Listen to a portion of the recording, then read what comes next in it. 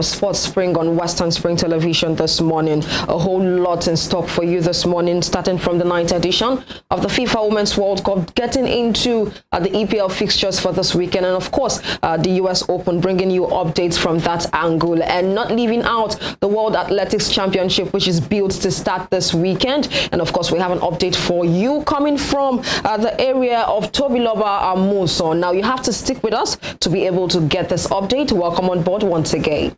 I will start with the FIFA Women's World Cup. Absolutely. An update coming in that the US coach has resigned, and that's the situation. And of course, a signal or a message from the Three Lionesses coach saying that any move for Serena Wigman will be 100% rejected in that one. But we'll start with the United States coach. He has resigned as the coach of the United States after earliest exit from the FIFA Women's World Cup by the United States. So he had to step down, knowing he hasn't done enough for the country. All right, let's give you details as it concerns that. Now, the U.S. head coach, Vlatko Andonovski, has resigned after the team's worst performance at a Women's World Cup. Now, the four-time winners were knocked out by Sweden in the last 16 on penalties at this year's tournament, and it was the team's earliest exit from a World Cup. They had finished at least third at every other edition. Now, according to the sporting director, Matt Croker, he said in his words, and I quote, "Vlatko worked tirelessly for this team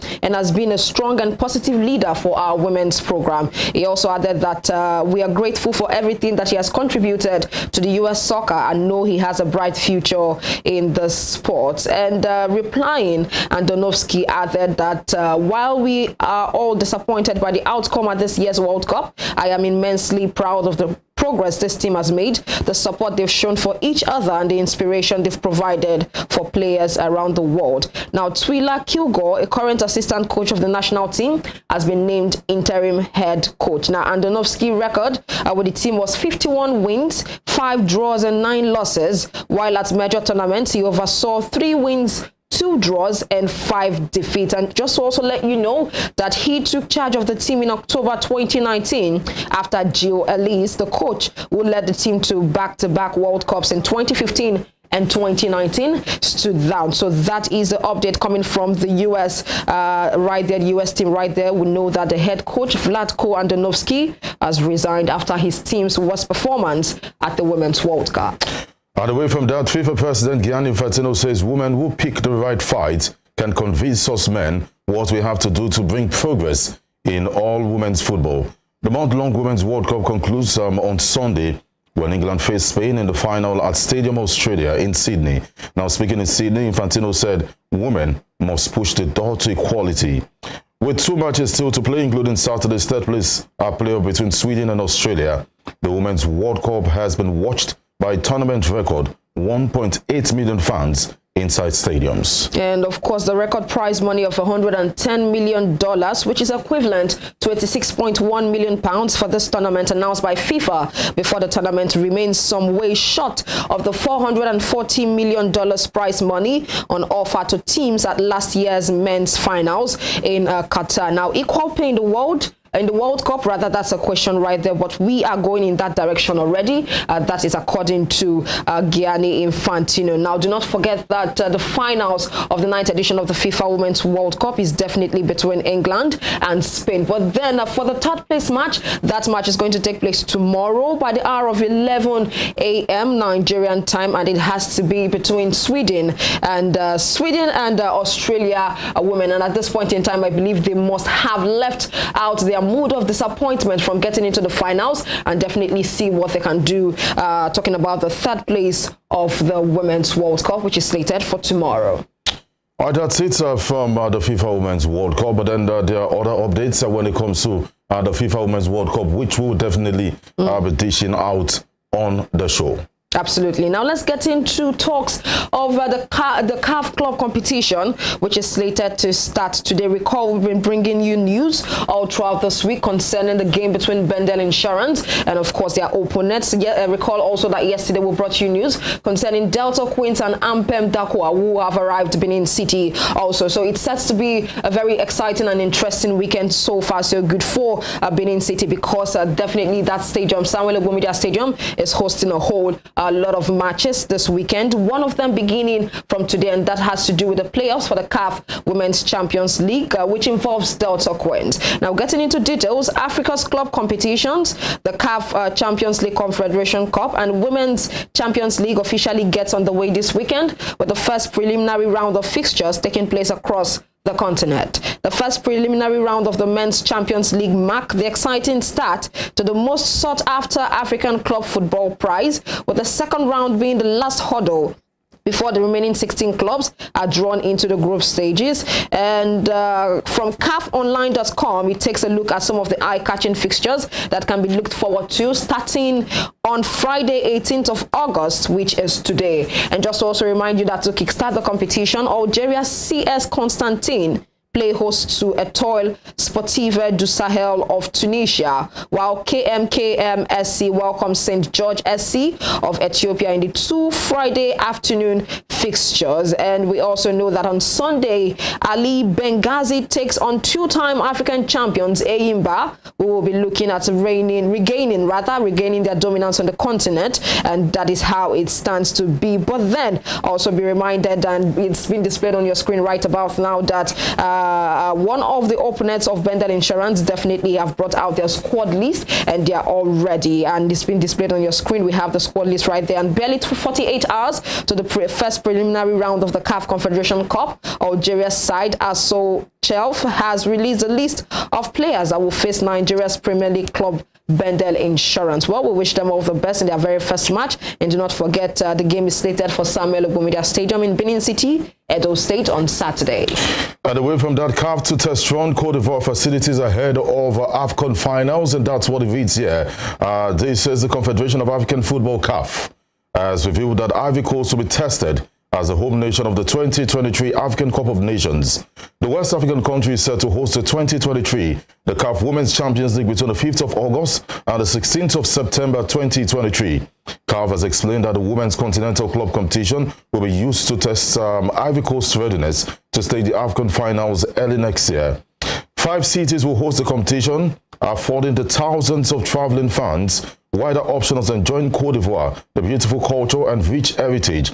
A statement reads, in addition to the regular visits that the various CAF departments have and continue to make all 5 host cities, the host nation will be afforded an opportunity to assess their state of readiness when they host the 3rd edition of the CAF Women's Champions League in November. Now, CAF postponed the 2023 AFCON finals to the 13th of January and the 11th of February 2024 on the 3rd of July 2022 due to the adverse summer weather, the concerns in Ivory Coast. So they will test running the facilities ahead of the big one, which kickstarts on the 13th of January and ends on the 11th of February.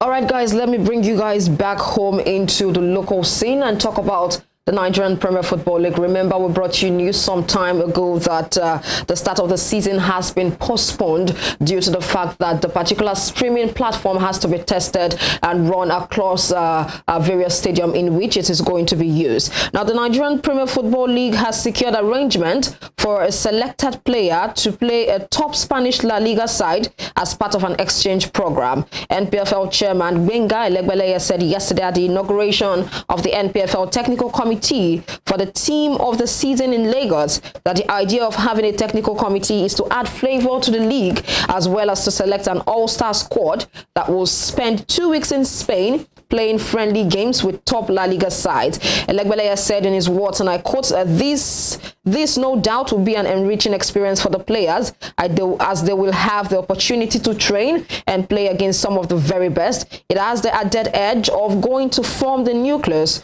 of a future Chan Eagles team. Now, defending the choice of members of the committee, the NPFL said it was a thorough process of selecting those that cut across players, coaches and the media, stressing that the members have the right pedigree to select credible squad each month, and that is how it stands. Well, we would see how far this can take us, but currently we do understand the fact that progress has been made at this point. I talk about the NPFL team playing La Liga teams. It's been a partnership that has been between the NPFL and La Liga teams. Remember, I think it was the time Atletico Madrid, they had Fernando Torres, and they came to Nigeria where they were beaten 3-2. Tosin Omoyele was the hero of that game, who played for United as at that time. And, you know, having these teams play La Liga squad gives them exposure. Absolutely. It does give them the edge, definitely, to be able to mix and definitely get to make sure that they have more experience as a consent playing with some of these big flights. Now, Joseph, let's move to a news that has been making the rounds ever since yesterday. I think from the period of the evening, from evening time, rather, it has been making the rounds all across the dailies. It has been reported, and of course, that's the picture being displayed on your screen. So you should know about the story by now. But we know that Nigerian track star Tobi Amusan has expressed her excitement to be cleared to participate in the upcoming World Athletics Championship in Budapest. The Nigerian international was cleared of any doping violation by the Athletics Integrity Unit on Thursday ahead of the championship slated to commence this weekend. This is a huge boost for Nigeria. Absolutely. It's a huge boost for sport fans in Nigeria because we know what Tobi brings to the table. I haven't competed with some of the best. You know, when you run at the Diamond League, it's like the Champions League. You're running with the best of the best. The best. If you can run with the best of the best and still come first, second, third, and then you have what it takes. But when you go to competitions like this, she can still win medals because she runs with some girls who are not that they're not good, not up to her. You know, she still has chances of clinching some medals. Yes, we still have some of the big guns run there. Yes, the likes of Manhattan, and Talu was just rejuvenated. So I feel like it's a huge boost for Nigeria. Will definitely come back with a medal. Now I can beat my chest that we will definitely with the inclusion of Tobi Amusan. And according to reports from Budapest, Hungary, venue of the World Championship, which begins tomorrow, a tribunal of 3 arbitrators exonerated Amusan from 2 out of the 3 test failures when the Nigerian argues that the tester did not do enough to locate her. So that is how it stands. I think it's a very huge boost for Nigeria at this point. But then, just an update following this particular story, we do understand that the Athletics Integrity Unit, that's the AIU, the organization responsible for managing integrity matters in athletics, including both doping and non-doping issues, has expressed disappointment with the outcome of the disciplinary tribunal's decision regarding Tobi Amusan's appeal against the whereabouts failure charges. Now, despite Amusan's assertion that she did not commit any anti-doping rule violation, the panel of the disciplinary tribunal, in a majority decision, concluded that she had not committed an anti-doping rule violation of 3 whereabouts failure within a 12-month period. But then, as regards the Athletics Integrity Unit, they say they have rather expressed disappointment at this ruling in favor of Tobi Amusan. Well, that's the situation. They are disappointed. They are saying Tobi should have been charged and not cleared of any violation. But then that's why you have the disciplinary tribunal rather to clear issues like this, and not because she's a Nigerian. If you know me well, I try to take my stand, and if she was wrong, the tribunal definitely would have seen that. Absolutely. But then the AIU will go back. They will go back. Yeah, on it, but probably after the competition. Not even after. During the competition, we saw what they did to Blessing Okagbare. She was about to run the next day, and they told her, you can't run. We have permission to deny you entrance into the tracks to run for Nigeria. That was at the Olympics. And so they're that powerful. And I'm sure since they released a statement that they are disappointed, the days that come by will determine what happens next, because they will come out with another evidence. Well, we do hope that she might definitely participate in this one and get us all of the golds in that one. Now, still on the World Athletics Championship, which is billed for this weekend, World Championship silver medalist Esa Brume arrived in Budapest, Hungary on Wednesday with a promise not to disappoint Nigeria in the 19th edition of the competition. Now, the Budapest 2023 World Championship will begin at the National Athletics Center in Budapest tomorrow, and Brume is one of the athletes scheduled to open Nigeria's campaign for medals. Now, the Delta State-born long jumper is making her 4th straight appearance in the championship since her debut in London in 2017. Of course, we do hope that she makes us proud right there. We also have the likes of Enekwenchi, Usoro, Ashe, Ogunlewe, Ishekiri to open the campaign for us tomorrow. And we are hopeful that definitely we are going to clear some golds and silver medal. And of course, Joseph, an update also coming from the World Athletics. Yes, still the Athletics Federation. We know that Sebastian Coe was re-elected president of the World Athletics for a 3rd time. The governing body said in a statement after its 54th Congress in Budapest on Thursday. Rao Chapado, Adil Somariwala, and Jackson Tue were elected vice president alongside Colombia's Ximena Vestropo, who was elected. The global body added that it had met its minimum gender targets as set out in 2016 of having 13 members of each gender elected to the World Athletics Council 4 years early. Well, congratulations to him. This man has been on seat since 2015, and I know as well that since he's been re-elected, that means he's doing a whole lot of work for the World Athletics. Yes, it's glaring. We see what Sebastian has done. Absolutely. And the intervention he has made in different countries, in the lives of different athletes. I mean, many of them are always elected unopposed. It's a powerful position. Yeah. Not that they have the power not to be beaten, but then when someone is doing well, let it go. Absolutely. Yeah. It's clear enough and it's obvious enough to see in that one. Now, Joseph, let's move out of the world of athletics, and of course, let's give update concerning the African Volleyball Championship currently going on. Recall yesterday we brought you news that Nigeria started off on a winning note, but this time around it was not too good for the Nigerian women's volleyball team as they were brought down to earth on Thursday as they suffered a 3-0 defeat to the host Cameroon in the second group game. Now, the Nigerian side started the competition strongly on Wednesday, trashing Mali 3-0 to send a warning signal to other teams in the group. They faced Cameroon, who also won their opening game 3-0, but had to succumb to the firepower of the host. And Cameroon dominated the game from the first quarter to record a 25-17 win, and also won the second quarter 25-13. They wrapped up the game with a 25-18 victory to condemn Nigeria to their first defeat of the championship. While it is not over, and definitely they have one win against Mali and they have one loss against Morocco, who are the defending against Cameroon rather, who are the defending champions. But as games definitely get further, we hope that we'll pick ourselves from the pieces and be able to do well, so that definitely we can come out with a silver medal, if not a gold. All right, to end the first half of this show with cricket, where we know that the International Cricket Council has named Nigeria as one of the 3 African countries that received the ICC T20 Men's Trophy.